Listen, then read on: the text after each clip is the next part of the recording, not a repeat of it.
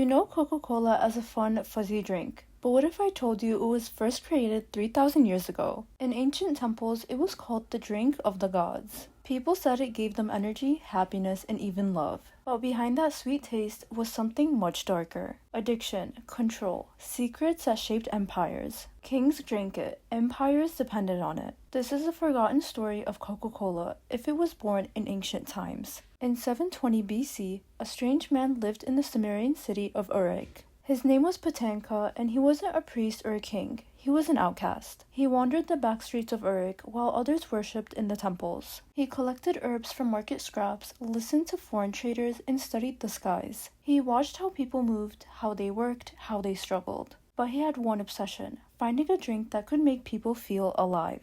Not calm, not sleepy, but alert, euphoric, unstoppable. A liquid that could shake people from the inside, awaken something buried deep. He believed that energy was the key to power, and he searched endlessly for ingredients that could create it. He tested roots and powders. He crushed dried fruits. He stirred until sunrise. He mixed crushed cola nuts from Africa, coca leaves from faraway traders, and sweet fig syrup. These weren't common ingredients. He had traded for them, bartered for them, even stolen them. The mixture bubbled. It fizzed. The smell was rich and earthy, with a sharp sweetness. The color turned black, with a golden shimmer when it caught the light. The result? A thick black drink that gave people energy, joy, and a strange feeling of power. The first sip burned slightly, but the second made you feel like your heart was on fire, in the best way. He called it Coca-Cola, and it spread fast. The farmers who tasted it worked harder. The merchants who drank it sold more. The night watch could stay awake for days. Even storytellers said their words came faster after a few sips. Priests banned it. They feared its power and claimed it came from dark spirits. But banning it only made it more desirable. Even temple guards were caught sneaking a taste. Farmers loved it, and before long, nobles were drinking it in gold cups. They held feasts in its honor. Some drank it during meditation, others before battle. Some said it was magic, others said it was dangerous. But one thing was clear: the world has never seen anything like it.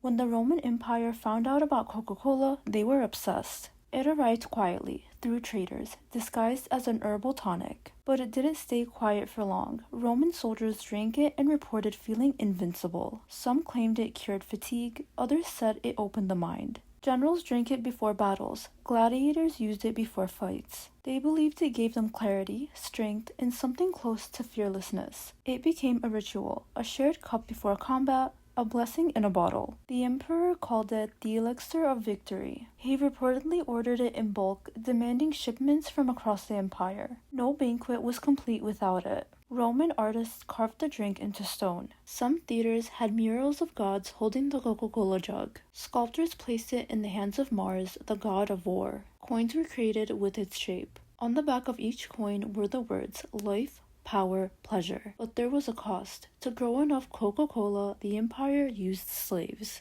They were sent to remote lands where the plants grew. Few ever returned. The work was brutal: long days, little food, and the constant pressure of imperial demand. Water sources dried up. Forests were cut down. Entire villages disappeared under the pressure to supply ingredients. Local traditions were lost, languages faded. Farmers were pushed off their land. Rebellions sparked in remote provinces. Some regions were stripped bare to feed Rome's thirst. Still, the demand grew stronger. Rome used Coca-Cola as currency, medicine, even ritual. It was given at births and burned with the dead.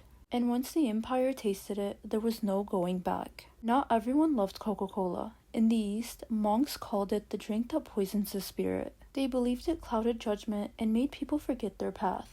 Meditation became harder. Temples grew quieter. In India, teachers warned it caused the fire of greed. That once someone drank it, they would want more, always more. They said it disturbed the balance of mind and body. In Africa, elders noticed changes too.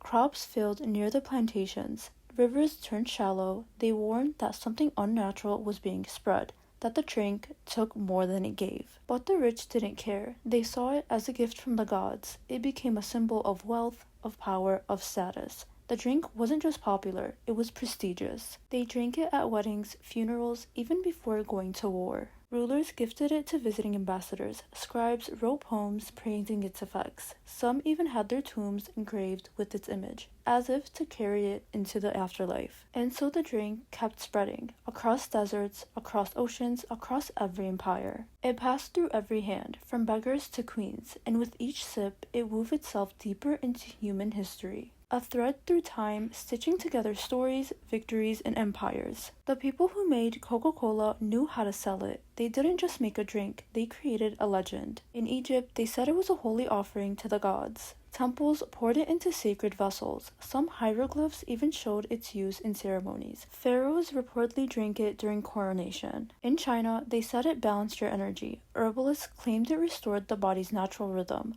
Monks offered it during special festivals, claiming it cleared the channels of life. In Rome, beautiful dancers would hand out jugs of Coca-Cola at parades. The drink was always tied to beauty, celebration, and strength. Merchants used it to attract crowds. They even paid poets to write about it. Scrolls were filled with verses like, "It lifts the mind, ignites the blood, and sweetens the breath of kings." Coca-Cola was everywhere, on walls, scrolls, statues, even in plays. Children sang about it. Priests warned against it. The symbol of the jug became iconic, carved into wood, clay, even jewelry. It became more than just a drink. It became a symbol of wealth, joy, and power. To have Coca-Cola in your home meant you mattered. To serve it meant your status was secure. And slowly, it began to represent something even more powerful: identity. Not just what you owned, but who you were. Then it all fell apart. Crops failed, seasons shifted, the plants stopped growing. The soil, once rich, turned to dust. The skies gave no rain.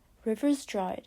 Animals disappeared. Forests turned silent. Sacred groves became empty fields. The slaves who picked the ingredients rebelled. Whole caravans were ambushed. Supply chains crumbled. What once seemed endless vanished overnight. People stopped believing it was magical. Whispers began that the drink had brought imbalance to the earth. Some said it was cursed. Others said it had angered the gods. One temple tried to mix a fake version. Another empire tried to ban it, but the real version had already caused too much damage. And then during a volcanic eruption in Pompeii, the last Coca-Cola recipe was buried under ash. Buried in a sealed jar, hidden in a hidden chamber. Historians believed it was never meant to be found. The world forgot, the legend faded, the drink was gone. Until 1886, a pharmacist in Georgia was looking through ancient papers. He wasn't searching for treasure or lost secrets, just something for headaches. But sometimes stories don't wait to be found, they find you. He found strange ingredients: coca, cola, sugar. He mixed them, the result fizzed. The scent was strong. He tried the recipe, changed it a little, added bubbles, and gave it a new name, Coca-Cola. But what if he didn't invent it? What if he had simply recreated something that had once ruled the world? A formula that had vanished, but not forever. What if the drink that had become a symbol of joy had once been a symbol of control? Coca-Cola isn't just a drink. It's a story, a legend, a feeling. For thousands of years, it was never about what's inside the bottle. It was about what it made people feel.